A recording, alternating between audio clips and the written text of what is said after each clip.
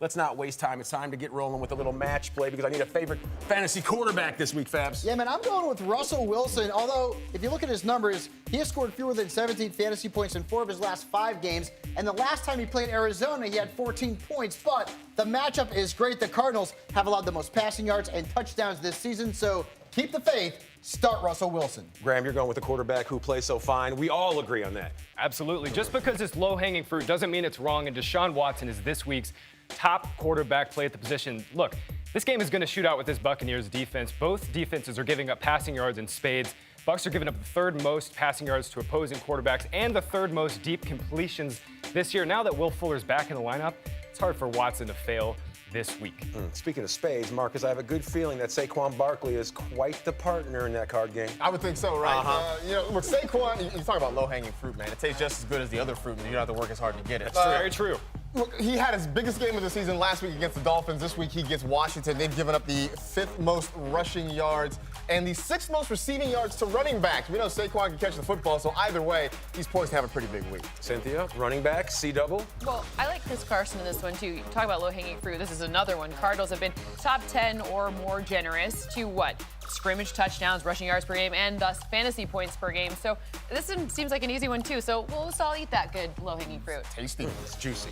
That it is. Fabs, how about a wide receiver? This is all about the best matchups, right? And DeAndre Hopkins has a tremendous matchup. The Buccaneers have allowed the most receiving yards and the 2nd most touchdowns to wide receivers this year. They've also allowed an average of 45.9 fantasy points per game to wide receivers. That's the 2nd most in the last 20 years. You want a good matchup?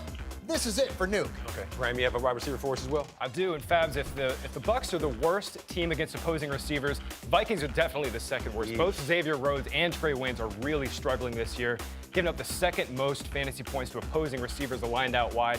And Devontae Adams has owned the Vikings in the past. In fact, he's gone over 100 yards or scored a touchdown in 5 straight games against the Vikes, and I think he's going to make it another here this week. All right, Marcus, bring it home. We need a tight end. Give it to us. How about Zach Ertz? The guy's been fantastic over the last couple of weeks. Past 2 games combined, 14 catches, over 150 yards, and 3 touchdowns. Really finding his groove at the right time for fantasy managers. Definitely helps that the Eagles are very short of pass catchers this time of year, but either way, he's still getting plenty of looks. When Stella and Zach Ertz got their groove back, part 2. See you in theaters, Christmas time delight. Cynthia, George Kittle, come on now. Well, look, George Kittle has not just the matchup that you want because the Rams have been very generous opposing tight ends, but he's also basically a wide receiver that masquerades as a tight end. And in a position that's so dicey, this is the one that you want. Again, another low-hanging fruit here, but 18 or more fantasy points in 4 of his last 5. Slide him right in. Maybe he won't get 17 targets like last week, but it's still going to be a really good high double-digit number. Starts and sits this week. It is the final installment. Someone cue the boys and men. It is the end of the road. It is so hard to say goodbye to yesterday. Fabs is here with his championship edition. He's going to also let you know about some of those sleepers that he likes to toss in there just for fun. So you ready to roll with some starts at the running back position? Always, my friend. That's what we do. Come on now. Yeah, let's do that. Let's start off with Devontae Freeman. I told you to fade him last week. He gave you a stinker. Play him this week against the Jaguars. They've allowed 7 total touchdowns and the most fantasy points to running backs over the last 4 weeks, including 4 top 12 running backs. I'm also starting Marlon Mack. I mean, he's disappeared basically in terms of his statistical success, but he's got a great matchup against the Panthers. They've allowed a top 11 fantasy running back in 6 of their last 7 games, Cole. So Mack, at worst, is a flex starter. My sleeper this week is Mike Boone. Now, keep tabs on the status, of course, of Dalvin Cook and Alexander Madison. But if Boone is the guy on Monday night, he's got a good matchup against the Packers. They've allowed the 7th most fantasy points to running backs since week 9. Yeah, week 15, Boone had 13 rushes. That's good news for all of his owners. How about some guys that you're sitting, Fabs?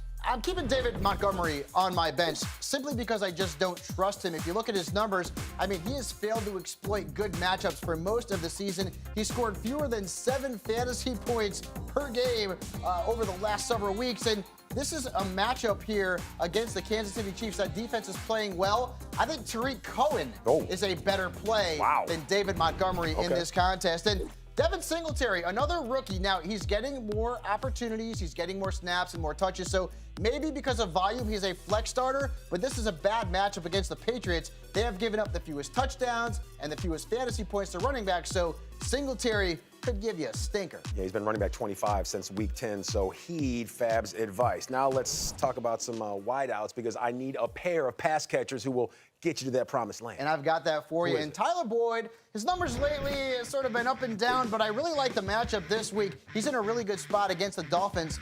They have been among the worst teams in the National Football League at stopping the slot. In fact, no team in the league has given up more touchdowns to slot receivers. So with A.J. Green out and Auden Tate also out, Okay. this is a very strong play. And I also like Terry McLaurin. A couple of weeks ago, I was down on him, not because he's not good, but because his quarterback was playing badly. But he's back in our good graces now. 24 points last week. He gets the Giants this week.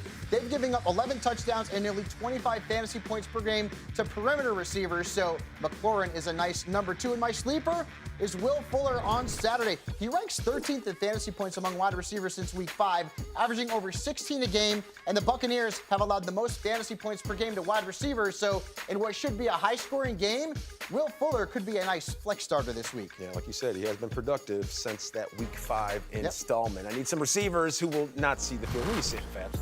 I have to. I'm not playing Odell Wow. Beckham Jr. I'm just not doing it. He ranks 40th in fantasy points among wide receivers. He has scored fewer than 6 fantasy points in 2 of his last 3 games. The last time he played the Ravens, he had 4 points. Can't do it. I just can't start him. Not in championship weekend.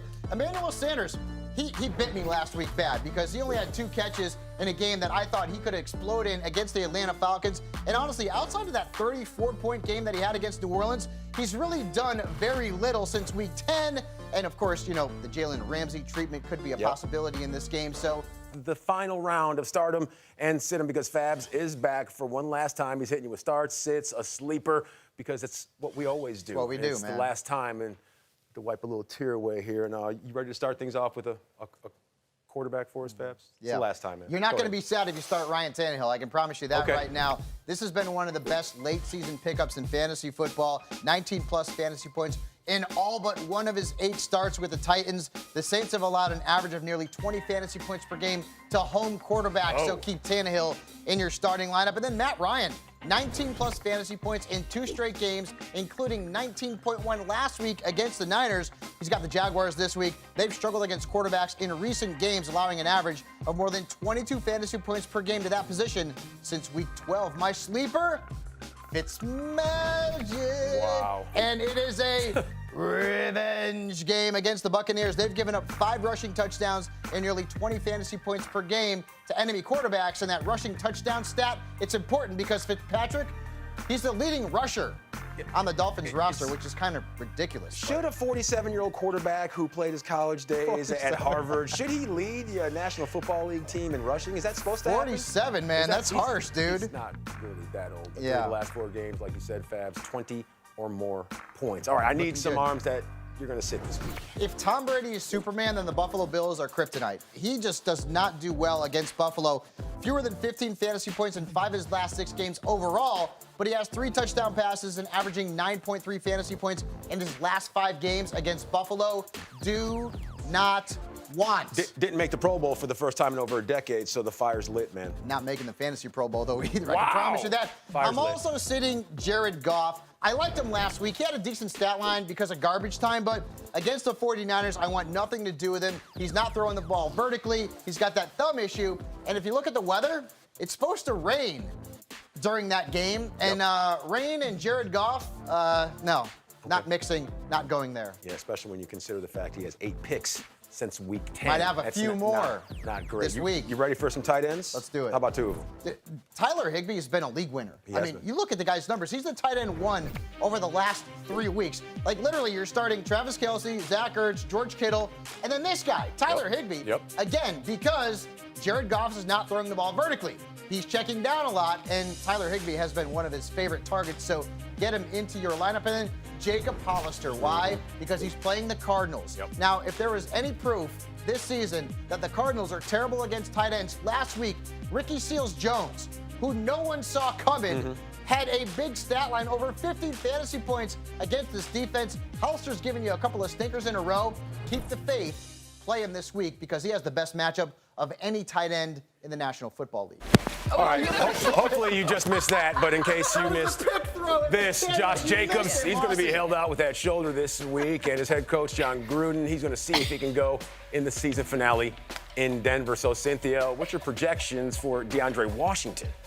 This is not a great situation to be in. I don't think this is going to be a game script where there's going to be a lot of running. You could go here as a very risky flex, but I'm staying away from this one as well. Okay, moving along. In case you missed this, Dak Prescott had an MRI in his shoulder, and he received positive results. Now, it's not expected to prevent him from playing Sunday at Philadelphia, and his head coach, Jason Garrett, says that Prescott's right shoulder is, quote, hard for him to function. Yeesh, that's never good. So let's turn to our resident Cowboys fan. Fabs, where's your concern level as you drop that guitar pick? I mean, I'm worried. I want my quarterback to be 100% healthy.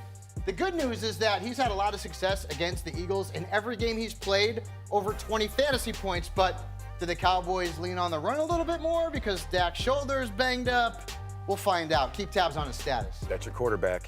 That is my quarterback. That is your quarterback. In 2 leagues. Okay. Now, in case you missed this, Daniel Jones, who is not Fab's quarterback, he took first-team snaps with the Giants in practice today, so he's trending up at the Redskins. So, Marcus, how will this quarterback change affect your Giants stock when it comes to fantasy, man? I don't think it does a whole lot. I mean, both Daniel Jones and Eli Manning have been able to get the ball out to their targets, whether it's been Darius Slayton, Golden Tate, Sterling Shepard.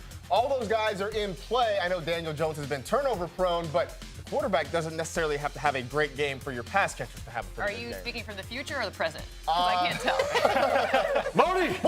Yeah. All right, in case you missed this, the Buccaneers, they put wide receiver Mike Evans on injured reserve because of his hamstring. Now, he was having a fantastic season, tremendous. He was the wide receiver 5 when he went down back in week 14. And as you know, Rashad Perryman, excellent in his absence. The wide receiver 2 a week ago. So, Graham, do you like him Saturday versus the Tehans? Absolutely. It's hard not to, and especially with Chris Godwin also out of the lineup in this one. I think Rashad Perriman is like a top 15 fantasy play, which is kind of crazy to say for the fantasy championship weekend. That is, unless you're Rashad Perryman. He feels great about where he's currently sitting fantasy-wise.